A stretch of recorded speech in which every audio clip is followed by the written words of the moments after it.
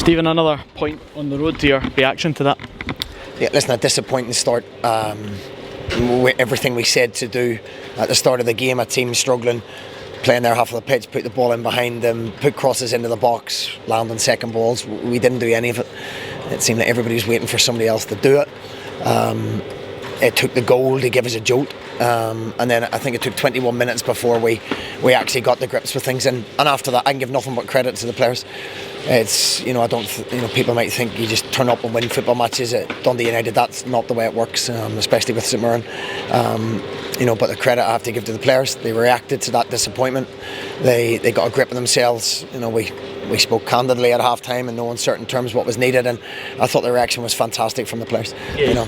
Sorry, you talk about the reaction there, the amount of chances created in the second half. The goal comes as well, disallowed from VAR. What were your thoughts on that? Well, it must have been tight because the lines were drawn. You think equalise, we get the penalty as well, playing in areas that hurt people. It was night and day. We played in behind them, we landed on second balls, we created a lot of chances, and we weren't clinical enough. The only criticism really out with the 20 minutes is we had enough chances to win the game comfortably. But in the end of the day, we take a point. We've gained points on some teams above us. Obviously, a couple of teams won above us as well, but still very much in our hands. If you can draw away from home and win at home, then let's have nothing but credit for this group of players. The fans kept roaring the boys on. There was no criticism. The club's sticking together. Obviously we're aware the start wasn't good enough. It wasn't what we set out to do, certainly not.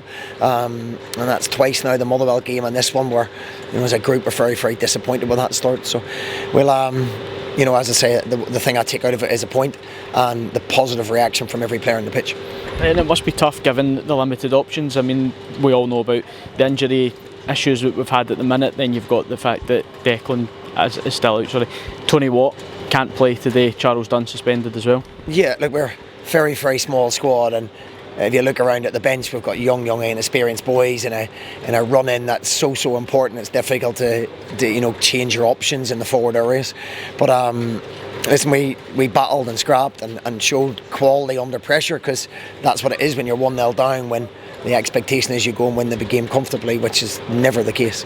So yeah, the break will give us hopefully Declan back, obviously Charles back, Tony back, and we can't afford, you add Jonah and Ethan into that, we can't afford to have maybe 5 starters missing for us and expect to get results. So that'll be good to get that personnel back.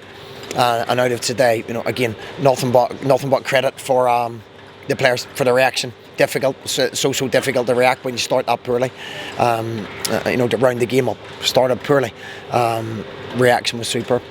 Yeah, and Livingston next after that week break. How big a game do you think that's going to be?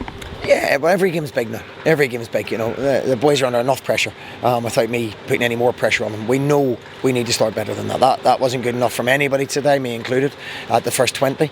And after that, the reaction was great. We done the things we're very good at. We delivered balls. We landed on seconds. We dominated the game.